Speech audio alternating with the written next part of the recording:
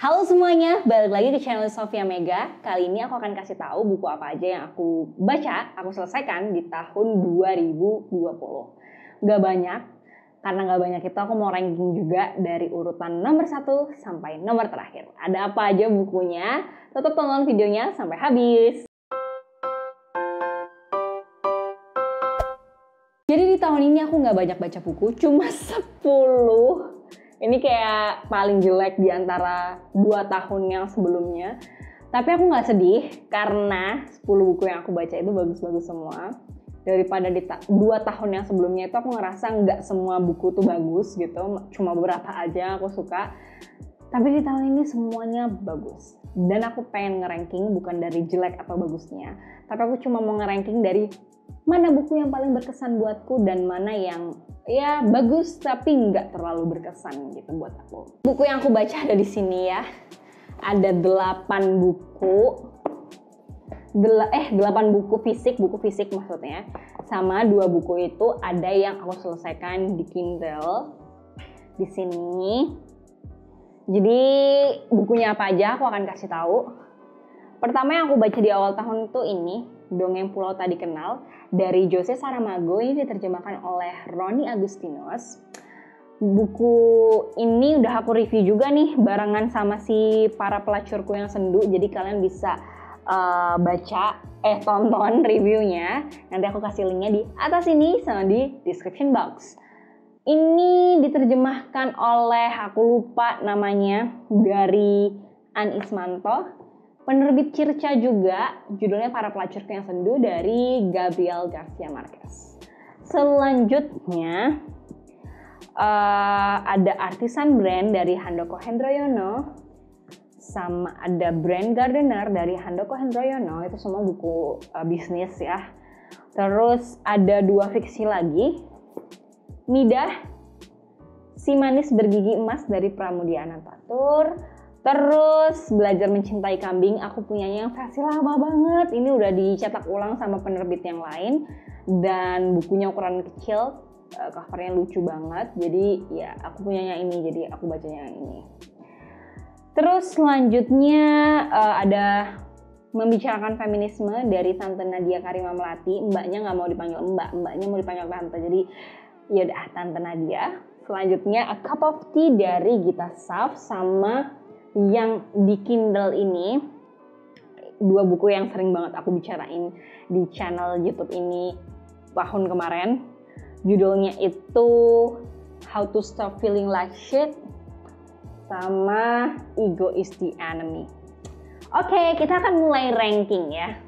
Sepertinya ranking pertama aku akan tujukan pada, ini sekali lagi rankingnya bukan jelek atau bagus, tapi lebih kayak berkesan dan tidak berkesan untuk pribadi ya. Jadi ini subjektif ya.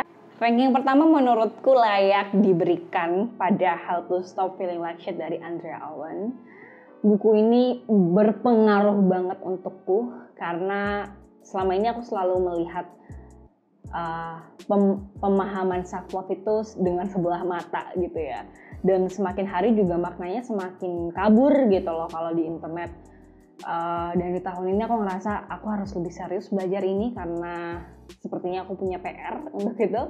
Dan cara self love yang nomor 1 ya How to Stop Feeling Like Shit. Bagaimana berhenti memandang diri kita seperti sampah gitu kan. Terus selanjutnya ranking yang kedua adalah Ego is the Enemy dari Ryan Holiday. Aku suka banget sama buku ini karena banyak mengubah mindsetku soal menerima kritik, membedakan mana yang ego, mana yang harus dikejar, harus diperjuangkan. Cuma yang aku pahami ya dari bagaimana Ryan Holiday berpikir gitu kan, karena aku sekarang lagi baca bukunya yang Ryan Holiday berjudul Obstacle is the Way. Dia itu selalu kayak sangat-sangat berusaha memisahkan emosi dan fakta. Dan menurutku itu sebuah perjalanan yang tidak mudah gitu, apalagi untuk aku yang sangat mengedepankan emosi gitu. Jadi agak sulit untuk memahami Ego is the Enemy dan buku-buku Ryan Holiday secara sendirian. Menurutku harus ada temannya gitu. Dan saat ini di tahun kemarin maksudnya buku Ego is the Enemy itu sangat tepat jika ditemani dengan How to Stop Feeling Like Shit. Karena aku jadi bisa membedakan mana yang ego, mana yang harus dihilangkan, mana yang harus diperjuangkan.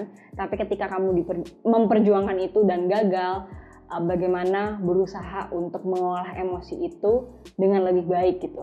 Belajarnya ya di How to Stop Feeling Like Shit. Oke, kita masuk ranking ketiga, berarti masuk ke buku-buku fisik. Sepertinya kalau nomor 3, aku mau kasih ke membicarakan feminisme.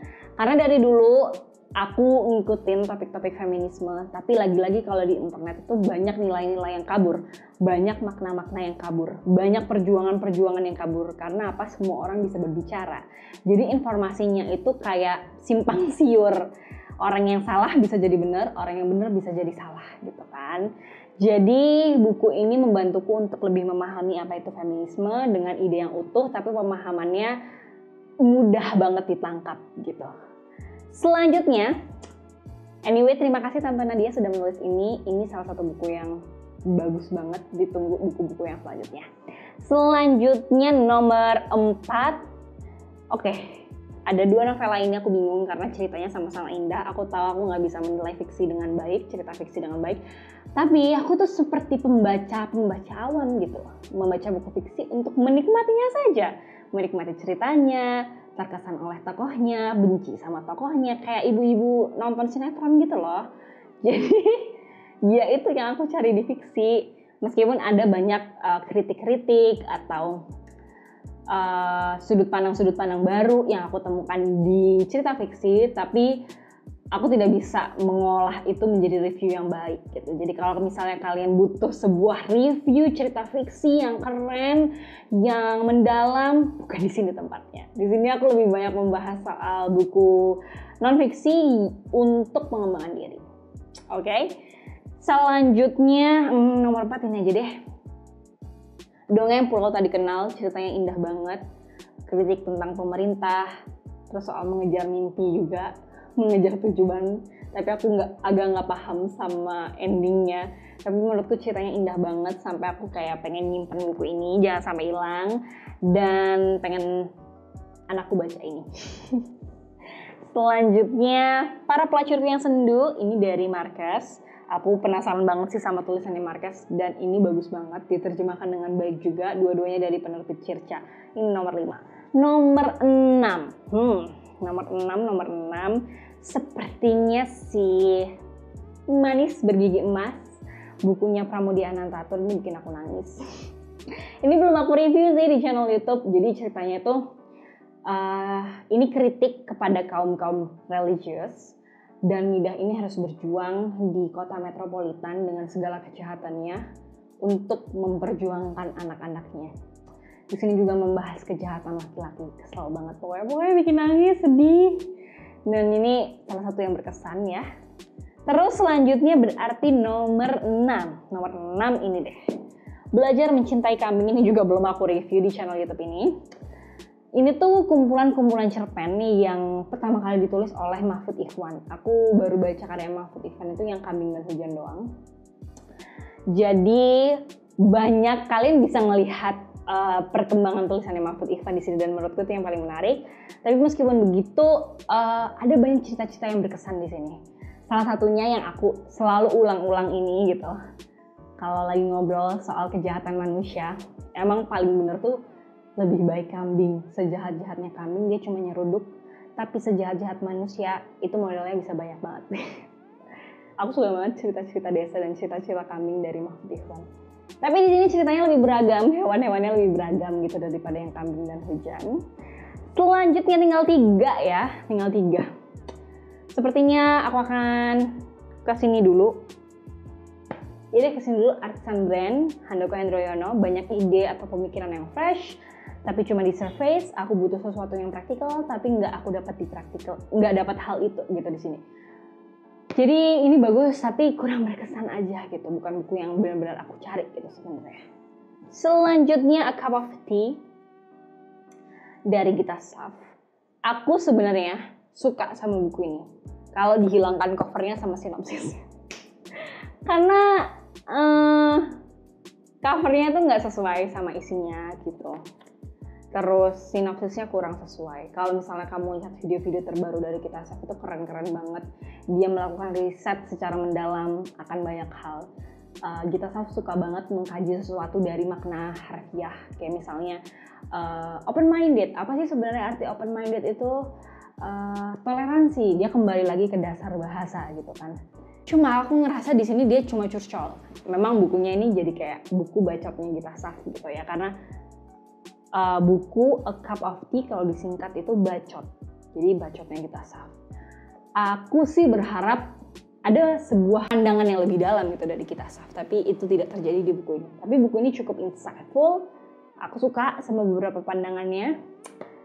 Tapi ya, aku berharap lebih untuk buku yang ketiga. Siapa tahu dia sedang menulis buku ketiga. Selanjutnya yang paling terakhir Brand Gardener. Aku penasaran sih sama karya-karya Handoko Hendroyono, tapi buku ini juga bukan buku yang aku cari. Ini kayak cuma sepotong-potong insight branding gitu, dan menurutku aku kurang suka. Bukan buku yang aku cari. Ya ada beberapa ide yang bagus, tapi bukan buku yang aku cari. Jadi itu aja buku yang aku baca di tahun ini, cuma 10. Tahun depan aku juga cuma target 24, jadi hitungannya kayak 2 buku per bulan. Dan menurutku buat kamu yang ngebacanya nggak banyak, tidak perlu berkecil hati, karena perjalanan membaca buku itu adalah perjalanan personal, bukan perjalanan kompetitif gitu. Kayak, oh dia udah bisa baca 100 buku gitu kan. Aku cuma baca 5 buku gitu, nggak apa-apa, itu perjalanan personal. Asal dengan catatan, kita tahu bahwa kita harus memperbaiki kemampuan kecepatan membaca kita, tapi tidak perlu terusik gitu. Karena kan kita mencari sesuatu yang berbeda dari orang lain gitu kan. Kita mencari pengalaman yang berbeda gitu dari membaca. Misalnya aku lagi tahun ini tuh fokus membenahi diri dalam hal apa. Orang lain bisa jadi mencari pengalaman yang berbeda gitu kan. Jadi tidak perlu khawatir karena kita tidak dinilai dari berapa jumlah bacaan yang kita baca.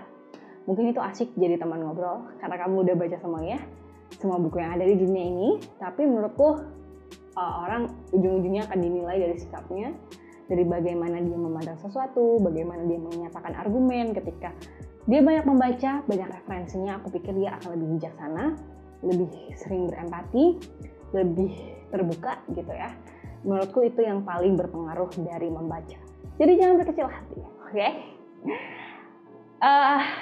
Udah, itu aja video yang pengen aku bahas di video kali ini. Buku apa aja yang kamu baca di tahun 2020? Apakah kita punya kesamaan? Kalau punya kesamaan, please kasih tahu di kolom komentar di bawah ya. Di tahun 2021 bakal ada banyak video-video baru, konsep-konsep baru. Seperti biasa, aku suka mencoba hal-hal yang baru. Jadi tungguin aja, jangan lupa subscribe dan like video ini karena ada video-video yang lainnya. Oke? Sampai jumpa lagi dan terima kasih banyak sudah menonton video ini. Bye!